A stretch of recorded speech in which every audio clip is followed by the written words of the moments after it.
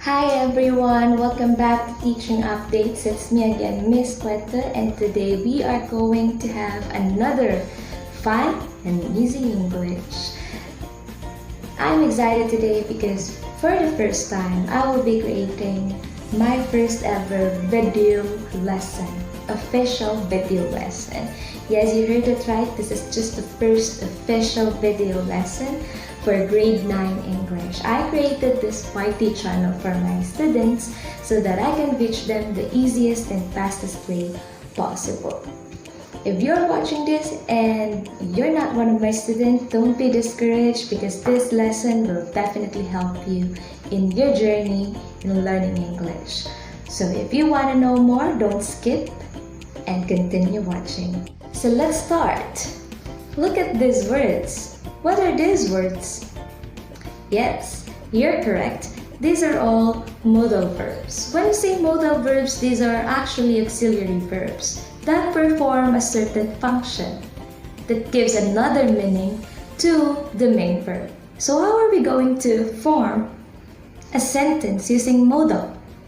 So all you have to do is to add modal to the main verb, which is a bare infinitive. So when you say bare infinitive, it means that the main verb doesn't have any infinitive in it, like to, on, at, in. It's just a regular verb. Let's have this sentence as example. I can cook. The modal here is can, and the main verb is cook. As you will notice, it doesn't have any infinitive. It's just a regular verb. Same as the following phrases. I would love. She might come. Lisa must bring.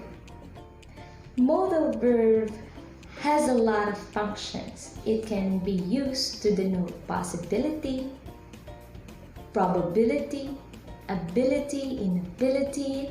It can also be used to ask permission, and so on and so forth. There are a lot of functions, but we will be focusing only on probability and possibility. Most students, actually not just students, most people believe that probability and possibility are just the same words, but actually not. And today, we're going to find out the difference of the two. Let's start with probability. Probability tells you that something is likely to happen. There's a great percentage that it will happen. Sometimes you're confident about it, and you're so sure about it. Let's just have, for example, will. Will tells you something in the future, that we are certain that something will happen. We are confident that it will happen.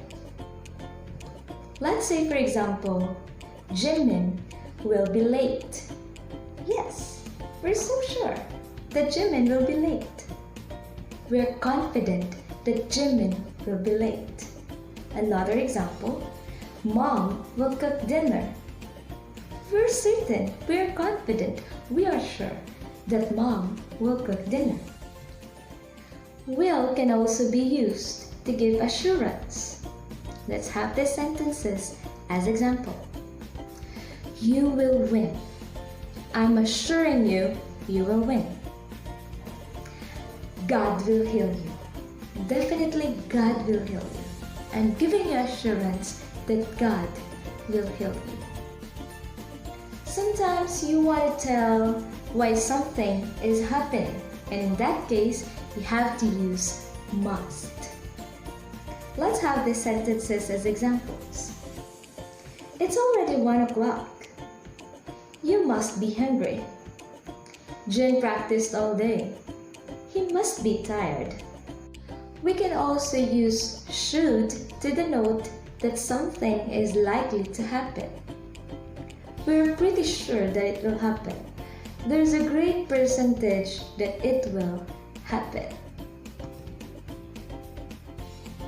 If Sugar leaves early, she should be here in an hour.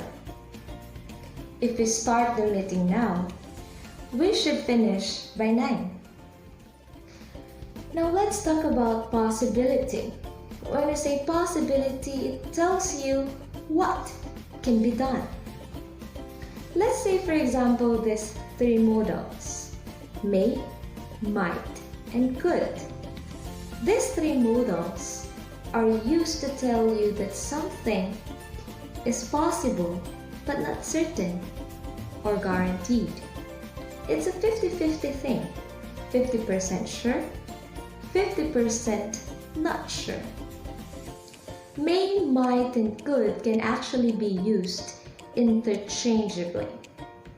Let's have these sentences as examples.